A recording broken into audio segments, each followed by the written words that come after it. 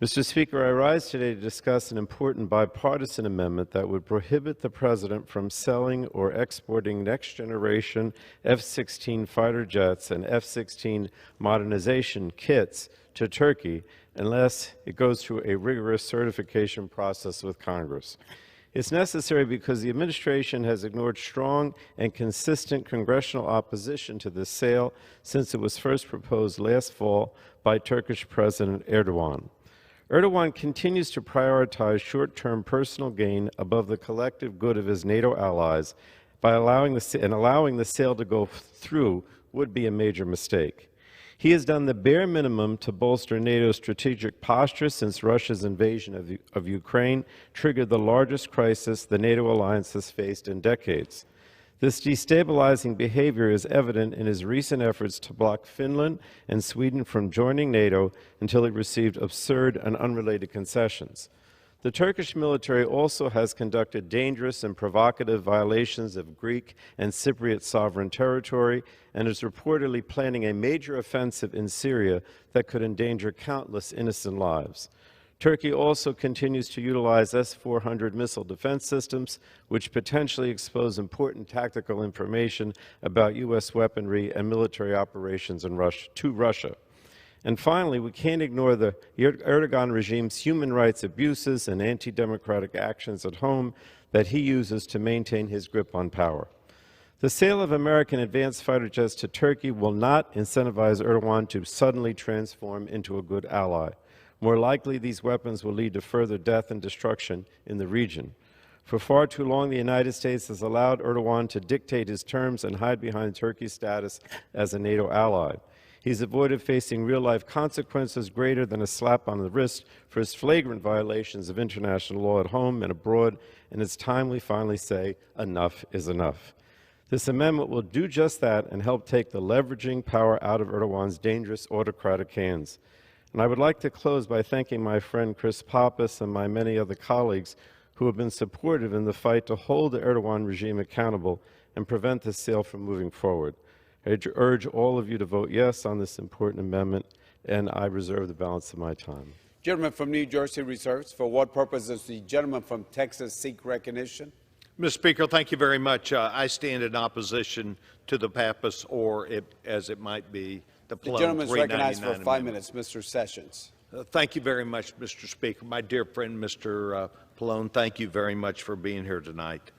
This opportunity for us to speak deserves it to be placed within the House Foreign Affairs Committee, which has the jurisdiction on this matter, the jurisdiction that is very important to the United States and to our friends from Greece. But it also is important to our friend Turkey, who stands as a NATO ally, ready, prepared to help the United States and its NATO allies in the defense of the region of the world that is important. It's important for us to note that conversation about this really needs to take place within the Foreign Affairs Committee that I think the gentleman, the chairman and the ranking member are very able to discuss.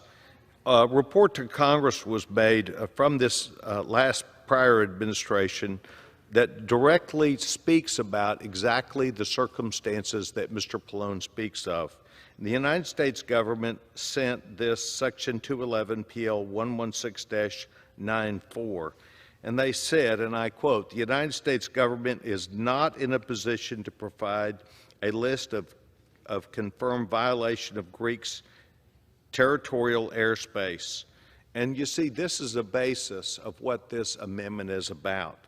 First, Greece claims a territorial space that extends up to 10 nautical miles from its coastline and its territorial sea up to 6 nautical miles.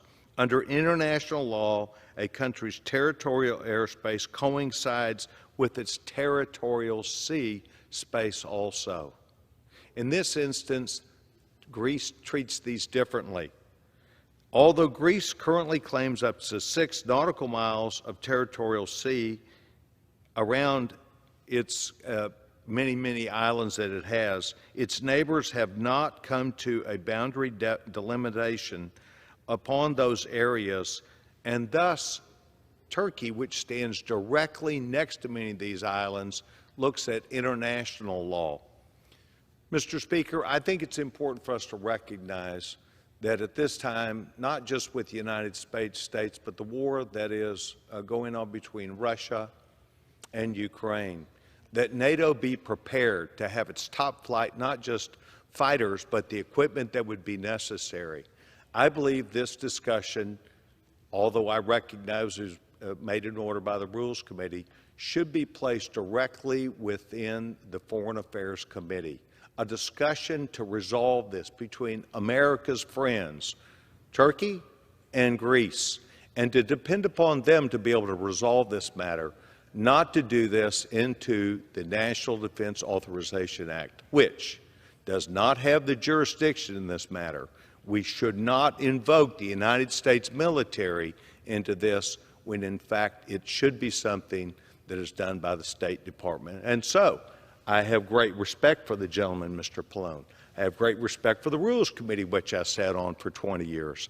But this issue entirely from start to finish belongs upon what might be the foreign sales of assets that are military-oriented. And that jurisdiction is not in the Armed Services Committee. So I would ask, stand in opposition, I would ask that the gentleman would withdraw his amendment solely based upon a jurisdictional issue, the need for the United States of America, the need for NATO and Turkey as a very reliable member to be able to have those things that it would need.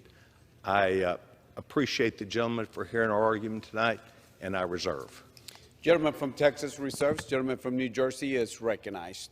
Thank you, Mr. Speaker. Let me say that I totally disagree with my colleague, and I do respect him, as he knows. But we're talking about F-16s and F-16 upgrades. I don't see how you could say that that is not within the jurisdiction of this committee and the NDA bill. Clearly, we're talking about military weaponry here. But I would also point out that what we're saying in this amendment is basically that this sale or export should not go forward unless the President provides a certification to Congress that such a transfer is in the national interests of the United States and includes a detailed description of concrete steps taken to ensure that such F-16s are not used by Turkey for repeated unauthorized territorial overflights of Greece. So what we're saying here is that we want some detailed analysis of what is going on here. And I have to be honest and say that I've heard the President and others in the administration expound upon the F-16 sales and the upgrades and say, oh, this is a good idea.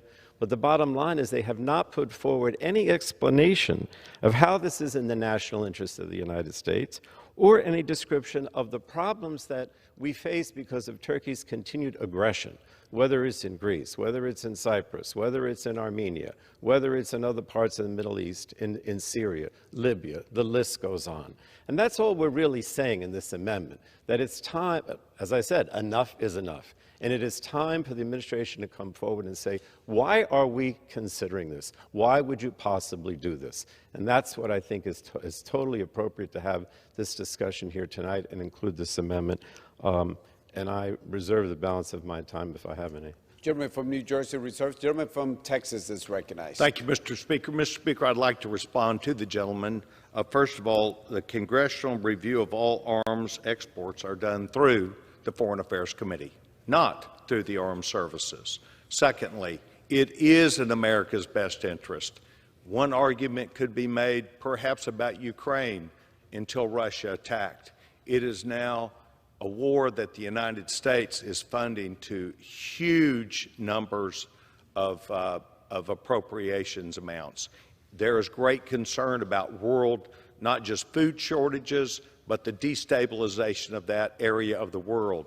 We, the United States, as a major supporter of the NATO, count on all of the nations there that are part of that to have the top flight, not only equipment, but the ability to effectively avoid a war, further war, by them working together. So I would say 2 points that the gentleman would raise. First, The Armed Services Committee does not have the jurisdiction, and secondly, it is very much in the United States' best interest to make sure that Turkey has top-line F-16 fighters. I yield back my time. Thank the gentleman.